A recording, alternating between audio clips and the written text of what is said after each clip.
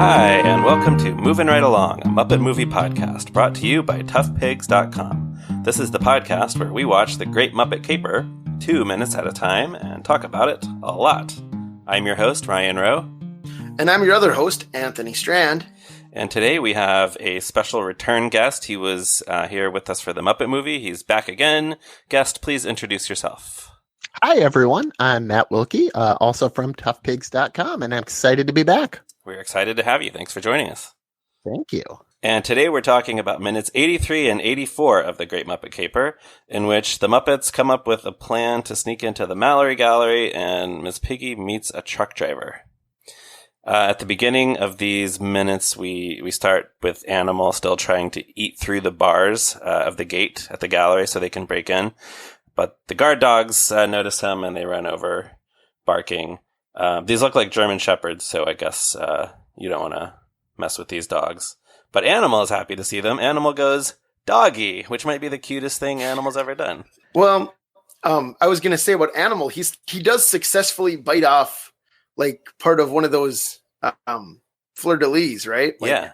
He successfully bites off a chunk of wrought iron fence, which is no small accomplishment. No, if he had had enough time, he probably could have gotten them a big enough hole in that gate to get through. Right. How many fleur-de-lises do you think it would take for a Muppet? I mean, they're pretty small. Yeah, and I guess there's not really, like, we don't have a Sweetums here in this scene, so. Yeah, I feel like most of them could squeeze through the hole that he made by biting off that one. Right, like they could climb up a little bit and then squeeze. Right, like maybe not Fozzie, maybe not Rolf, but like Beaker can get through there. Yeah. Come on. Yeah, so maybe no more than 4 of those things. That sounds about right. For the biggest Muppets. Now, it's interesting that there aren't any big Muppets in this group because they might have been able to just tear down the wall. Oh, yeah. Yeah, if they had Sweetums with him, he might have been able to just, like, grab it and yank it off its hinges or something. Yeah, although Sweetums is in New York, right? Like, we see him in the opening number, and then we never see him again, right? No, that's true. He's just a hapless city dweller. I think London has a size requirement for their Muppets. Must be. Right. Must be smaller than Beauregard. Right. So all the Muppets run away from the dogs. I hear somebody shouting, "The cops!" But I actually couldn't tell who it was. It sounds a little bit like Fozzie, also a little bit like New Zealand. Did you guys notice that? I hadn't. I didn't notice it. Well, some Muppet shouts, "The cops," which I just thought was amusing. The cops! Maybe it's one of the security guards saying, "Call the cops." It could be. A security guard who sounds a little bit Muppety. Yeah. Could be. And then we cut to Piggy, who's on the side of the road talking to a truck driver. Now, I guess we didn't actually see her, like, pull this guy over, did we? We just kind of cut right to the chase with this. Yeah, I was wondering that because when I watched the clip, I was like, did we already see the truck driver, or is it just like in media res when we get to this shot? Yeah, we have not seen him until before this. This is the entirety of his appearance is in this clip. Right, which is interesting. I kind of expected, I was sort of anticipating seeing Piggy standing on the side of the road flagging down this truck, but it just cuts right to it, which is good. That's a good, efficient way to make a movie. Although actually, so maybe he would be called a lorry driver in England. Is that his name, Lorry? Well, is that what they call these kind of trucks? Lorries? Yeah, I think that's right. Yeah. But we can say truck driver until one of our English listeners corrects us. And this driver is played by Peter Ustinov. Heard of him? Yeah, a cameo guest star in this movie. And one of, is it just 2 cameo guest stars in this movie who appeared on The Muppet Show? Yes, correct. The other being John Cleese. So yes, because Peter Falk was in Muppets Go Hollywood. That's the closest. True. Yes. Well, there is another guest in this scene as well who was technically a Muppet Show guest. Oh, he? That's true. Yeah, we'll get to him. When? In the Marty Feldman episode. Oh, sure. Yeah, that makes sense. Yeah. Okay, well, we'll talk about that in a second. Okay. Whoever that might be. So who's Peter Ustinov? Who is Peter Ustinov? He's was an actor whose credits span from the 1940s all the way to the 2000s. He was in many, many things. He's in Spartacus. He was the voice of Prince John in Disney's animated Robin Hood movie, which was one of my favorites as a kid. Well, I think that's how like most people under probably 50 know him best, I think. As Prince John. Yeah. Yeah, probably. You Like, recognize his I'd agree voice with right that. away. Although he's doing a Cockney accent here, which is of course not his real act. Like he's doing a Dick Van Dyke and Mary Poppins level Cockney accent. Yeah, it's a little broad. It's not quite the same as Prince John. Right. It's very funny, I think, but it's like he Yeah. just seems like he's having fun. Yeah, like so many of these people, he's making the most of his limited screen time. Which is always, in my opinion, the best way to do it in a Muppet movie. You just get a little bit and you just really just ham it up and then slide on out. Yeah, and so many of them are good at not coming across like they're trying to upstage the Muppets. Right. Yeah. Well, it's funny you mentioned that because Peter. What I noticed about Peter Ustinov here is he laughs at his own dialogue twice, and that maybe should be kind of off. He says, "Read the sign, no passengers." Ha! Yeah, I like that a lot. And then Piggy says, "Not even for little old me," and he says, "Not even for little old Vu." Oh, you're right. Yeah, he does do that twice. Yeah. So he laughs, like he doesn't have that many lines, and he laughs after two of them, but somehow that makes it more charming. Like it shouldn't, but it does. And I think it's just the way he does it. Yes, it's actually endearing. So Piggy asks him if he knows where the baseball diamond is, and his reply is this very self-aware line where he says, "Funny enough, I do. It's at the Mallory Gallery, a virtually impregnable fortress many miles from here." Which feels to me like the writers are acknowledging how silly it is that this random truck driver just happens to know exactly what Piggy needs to know about the baseball diamond. Right. Matter of fact, I do. Yeah. Yeah. And that he describes it as a virtually impregnable fortress. So Piggy asks for a ride, and the truck driver points to the sign that says no passengers. As we mentioned, he does his little chuckle. When Piggy can't persuade him, she just opens the door and throws him out into some trash cans. He oddly doesn't really put up a fight. She just kind of grabs him and throws him out, and that's the end of it. I really appreciate in that moment the fourth wall breaking. This movie probably has, I'm sure you guys have talked about this already, but probably the most fourth wall breaking that Muppets have done in one film. And it's just so chef's kiss beautiful. Yeah. Are you specifically referring to what's about to happen or something just before that? When Piggy's there and she turns to the camera, she goes, "Well, I tried to be nice." Oh, yeah. Which I always love to hear that like growly, like ready to fight Piggy voice. Yeah. Yeah. But right, so he crash lands on these trash cans. One of them pops open and we see a familiar face. It's Oscar the Grouch from Sesame Street. This is I know him too. Yeah, we all know him. In the Muppet movie, we had the Big Bird cameo, of course, and now here's the next Muppet movie. So they give Carol Spinney's other character an appearance here too. Well, and I feel like the way that Carol Spinney's cameos in these two movies, like they kind of sum up the difference between those two movies, right? Where the Muppet movie is like, I mean, obviously Kermit's gonna, there's a frog killer, and it's not like the Muppet movie is entirely optimistic, but it's very hopeful. And it's like Big Bird is hitchhiking across the country to become a public television star. And we're just like happy to see him. Like we're like wishing him well, just like we're wishing Kermit well, right? Right, yeah. And in this one, it's just like Oscar being like, "Hey, I'm a dumb joke in this Muppet movie. What are you gonna do?" Right, because Peter Ustinov says, "What are you doing here?" Oscar says, he kind of thinks about it for a second and says, "A very brief cameo." Peter Ustinov looks right at the camera and says, "Me too," and that's it. I think it also sort of, both of those gags are appropriate for the characters, though, too, because Big Bird is obviously a much more optimistic character than Oscar. Right. So, well, that's what I mean, though. Yeah. It's like, Carol Spinney had to have those roles in these. Like, it wouldn't work the opposite way. I don't think. Right. You can't really write in an Oscar cameo that makes a lot of sense in the Muppet movie, is what you're saying. Where you can't throw Peter Ustinov into a bird's nest. That would have been ridiculous. Now, do you guys think, because I was going back and forth on this, watching this clip, do you guys think that Carol was on set there? Because it sounds a little kind of like hollowy in the voice of Oscar.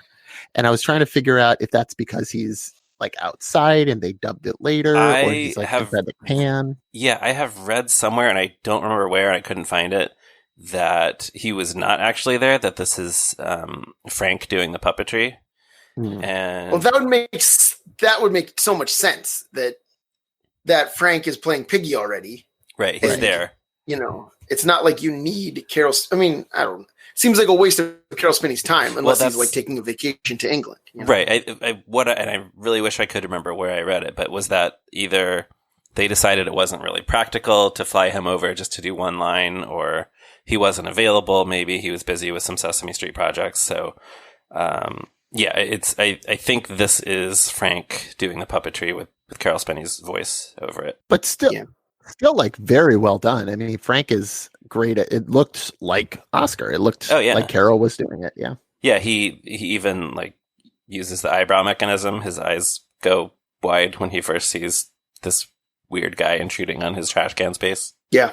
Well, I mean, Frank Oz knows what he's doing. So. Yes, Frank Oz always knows what he's doing. We should note that as we record this, it's been just a few weeks since Carol Spinney passed away, which was obviously a huge loss for the Muppet world and the Sesame Street world. So it's kind of nice seeing Oscar pop up here. It's a little more poignant now watching this again. It was absolutely, and you know, like behind the curtain peek here, I didn't know which clips I'd be getting before I came on, and to see a pop up was like, oh, that's really nice. So it was a good surprise on my end. Yeah, it makes you happy. Yeah. Anything else on Peter Ustinov or Oscar before we move on? I have a very silly, trivial thing about Peter Ustinov. Good. I noticed you're saying Ustinov, and I'm saying Ustinov. Yeah, I don't know. I'm trying to remember where I heard. I don't know if I've ever heard him say it. Yeah, I don't know if I've heard him say it. How does Kermit say it on the Muppet Show? I don't. I haven't seen that one too many times. But what I was going to say is, so you mentioned Spartacus. He won one of his Oscars for Spartacus. He won his other Oscar for a movie called Top Copy. Top Cappy? Do you know? I don't know that one either. No. It's TOPKAPI. Yeah, but it's a jewel heist movie. And two of the stars, like two of the gang of jewel thieves in the movie, are him and Robert Morley, who's also in this movie. So wow. I wonder if like that's a coincidence that those two starred in an successful Oscar-winning jewel thief movie, and then had cameos in this one. And that's what, from the early 70s? It's 1964. So it was 17 years old when this came out. So, or is it that they are both actually jewel thieves and this is their cover by like, oh, how could we possibly have robbed you? We've been in movies about this. We're not that silly. That's a good theory also. It's the perfect crime. Now, meanwhile, at the Mallory Gallery, the thieves are using their high-tech equipment to break in. We just get a brief glimpse of that. I don't know, guys. At this point, it looks like they just might get away with it. The Muppets haven't even gotten into the gallery yet. That's true. I had kind of forgotten how much we see of them breaking in. Yes, me too. Like none. I don't think any of that sticks with me. Like I think I'm probably just like not looking at the screen when I normally watch this movie because there's no Muppets on screen and it's dark and I don't care. Well, I think it's useful to see that happening so you know the thieves are making this progress. Right. Oh, sure. Yeah. But it's nothing. I was pretty fascinated by their tech too, because I mean they have like it looked like a sonic screwdriver basically that they held up to the windows there.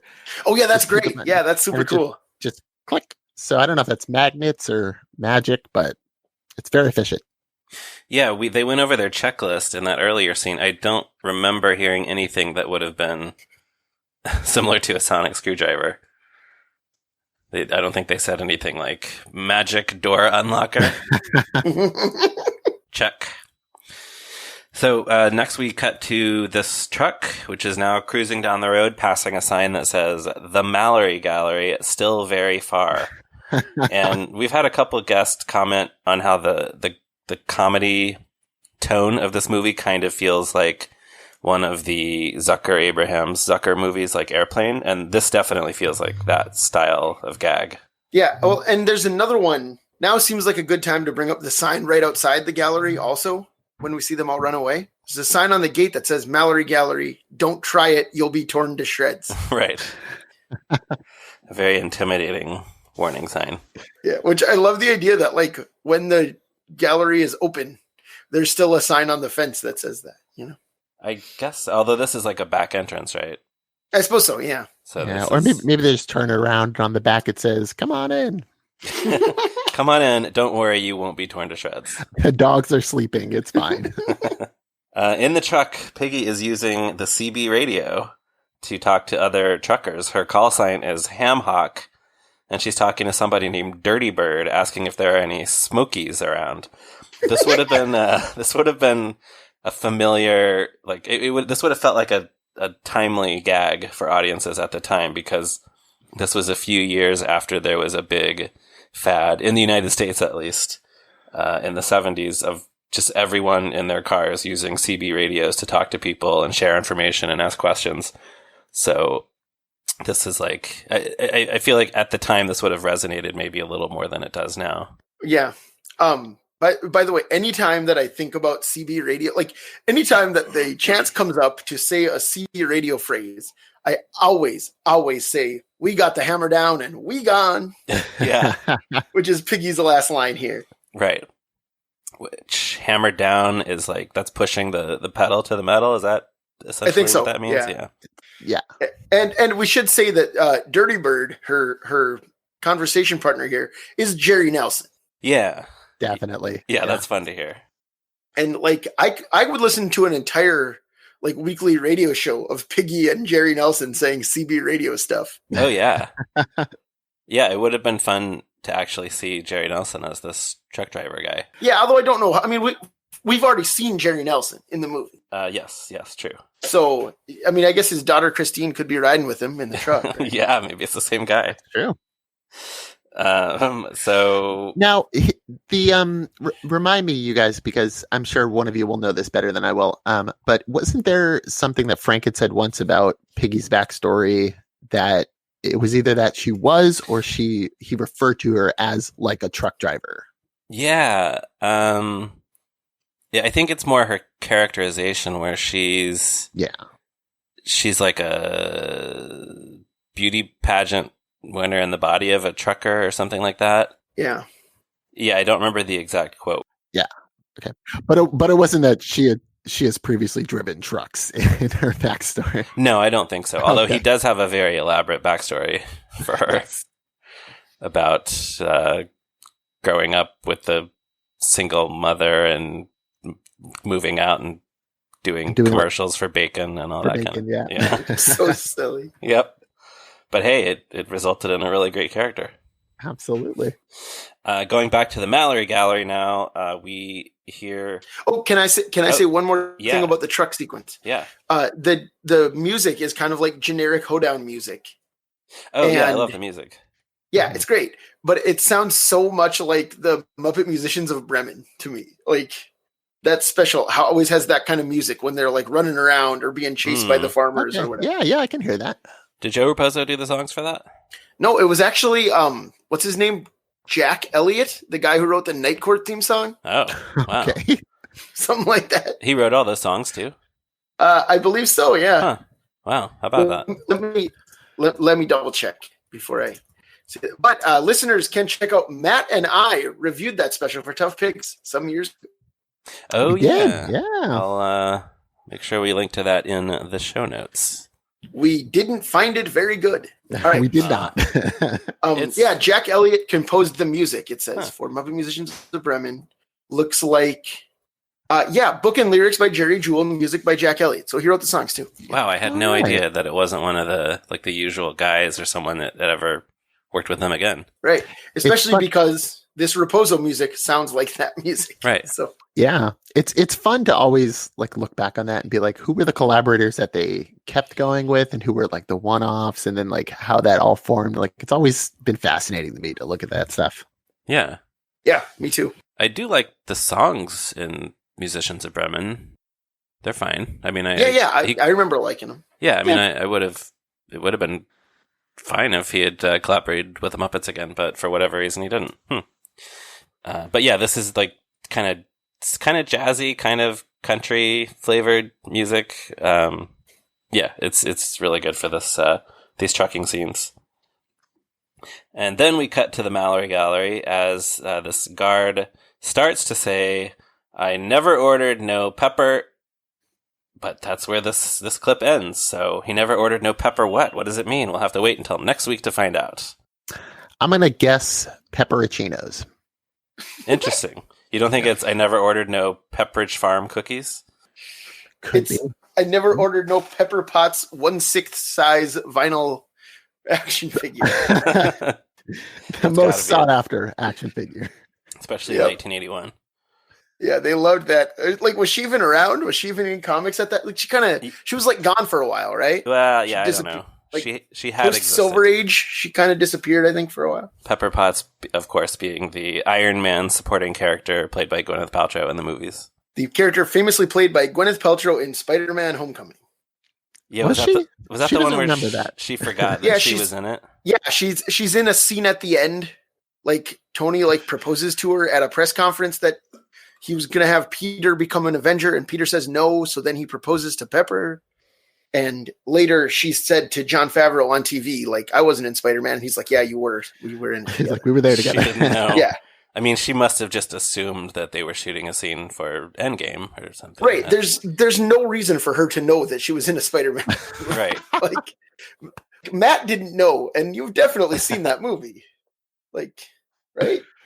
I didn't know. Oh, I was making a joke about her forgetting when I said. Oh, you were. Oh, yes, okay. Yeah.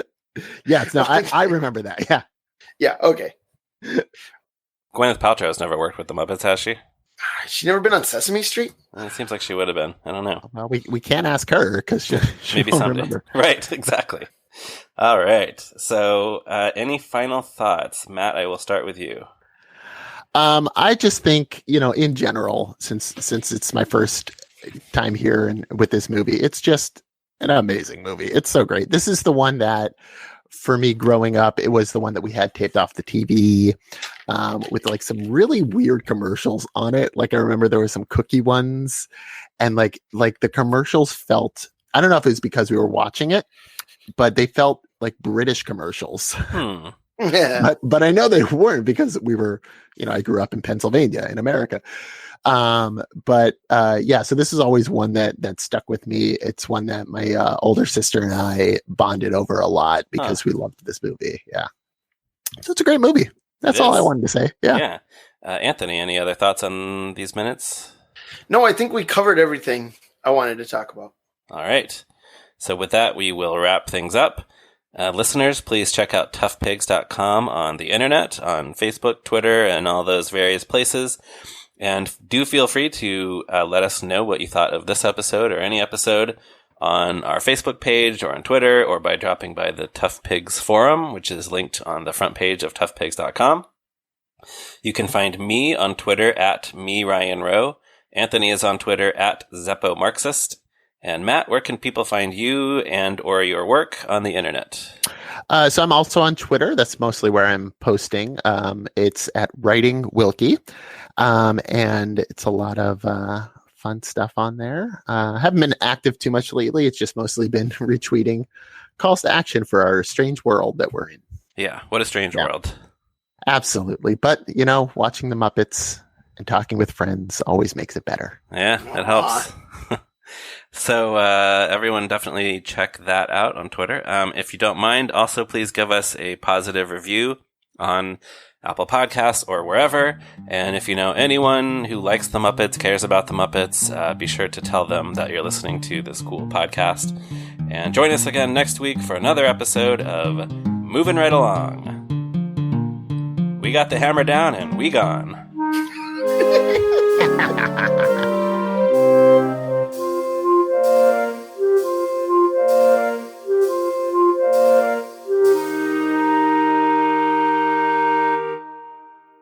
No passengers.